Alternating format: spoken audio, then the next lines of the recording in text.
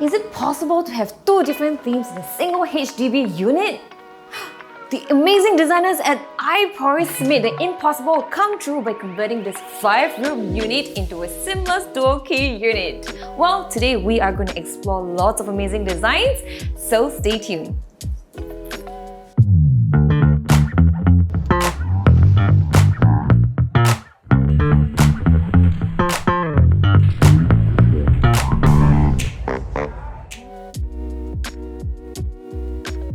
Hi Eugene! Hey. Great to see you back again. And every time I see you, your project goes another level. Tell me what you wanted to achieve with this project.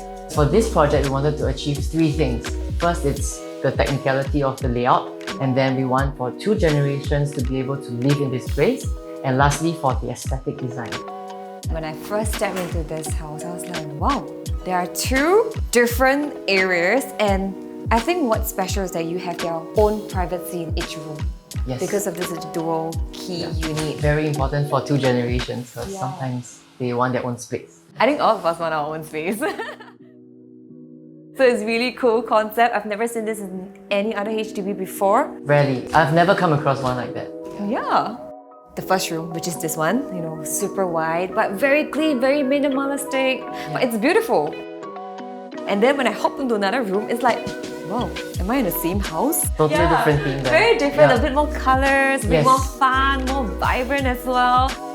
Actually, for this first apartment, right, it's not really minimalist. I get that it's a lot of white, I got it wrong. but it's actually modern colonial. Modern colonial is a little bit more in details, like this rattan over here. You would see a little more about trimmings on the carpentry. Yeah, it's more details and intricate details that you see around, but not too loud that it's full-on colonial. Right? It still has that modern touch in it. In addition to the modern colonial theme, we actually only used one type of tile for the whole place, even for the other unit.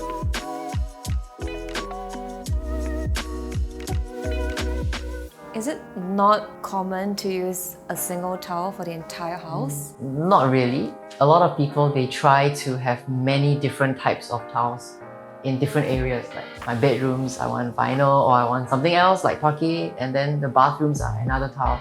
So over here, we use the same tile throughout.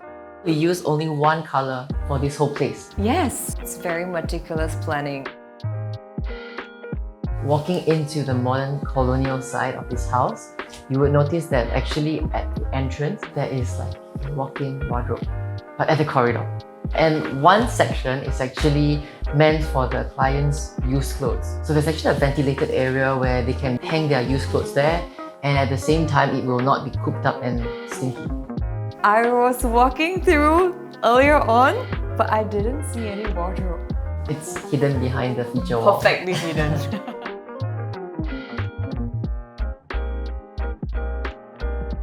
And then leading up right to the kitchen. I mean, this is a family space. Our clients are still family people. They still want 2 generations. And generally, sometimes they do gather for dinners. So we have to also plan for them to sit, gather around, and just be able to chat. And in this space is where we actually played with most of the whites. So it's white on whites with textures. If you've noticed, throughout the whole corridor leading up into the kitchen, actually there's a lot of plays with lines. We're using lines to divide the space or to create the volume in the environment, because if it's too white, it tends to look too clinical. Right, I would imagine that it's a bit more flat if you use a pure, white without any textures added to it. Yes. But with that, it really just, level up the entire visuals of this apartment. Wow, details. What about the other apartment? For the other apartment, it's actually a Nordic theme. What is a Nordic theme? Okay, this theme actually originated from parts of like Norway, Sweden, Iceland, that whole area, like the Vikings. Mainly play of wood and mainly white as the background. Fun fact, there is nothing built in that side. We actually cut this layout into 2, right? So for this part here, there's quite a lot of built-in carpentry. But for that side, we wanted something different, and we wanted to sort of break the design a little more. And at the same time, doing so, right, having no built-ins gives the people living there space to design the place and to bring out their own characters in the place. Actually, I do appreciate such thoughts and plans put into that, because your apartment is divided into 2. which means that you want to create a lot of space for the people living in it. Yes. Eugene, this seems like such an intricate design. How did the entire dual key concept come into your mind?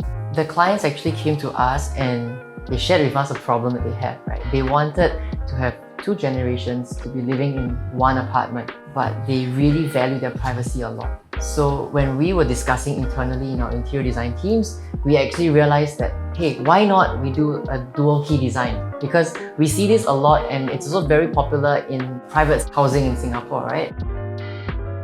This layout, it's a very traditional 5-room apartment layout. In order to achieve this new layout, we actually have to remove every single wall in the house. We literally tear down everything.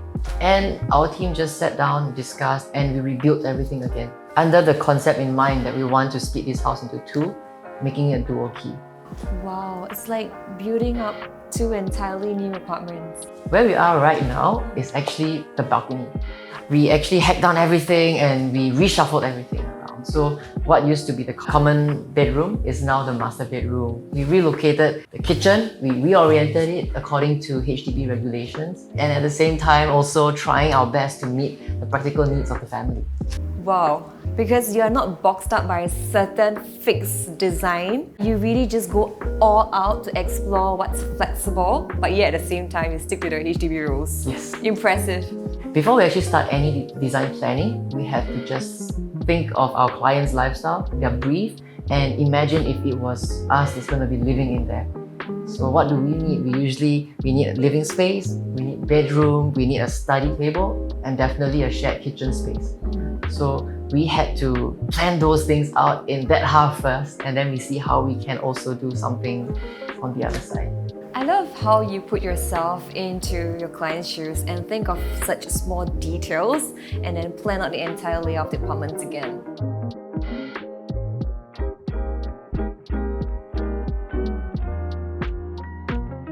And then moving on to the master bedroom, it is a more cozy space because the clients want to come back and they want to rest. So we actually made the place a little darker theme and a little more warm tone. And another fun fact is actually another wardrobe in there. The clients have got a lot of clothes. So that was also part of the challenge that we had to split the house into 2, and then at the same time, tons of storage. The wardrobes are all like hidden and there's like nice patterns and all. Yeah. What was the biggest challenge in designing this home? That's a tough one. I would think the biggest challenge that we faced was staying within the HDB guidelines. Because for HDB, everyone would know that being in the government housing, they have a lot of rules. So we want to make sure that everything that we do is within the approvals of HDB. If there are homeowners who wants to, have such apartment, a dual key unit, what advice would you give them?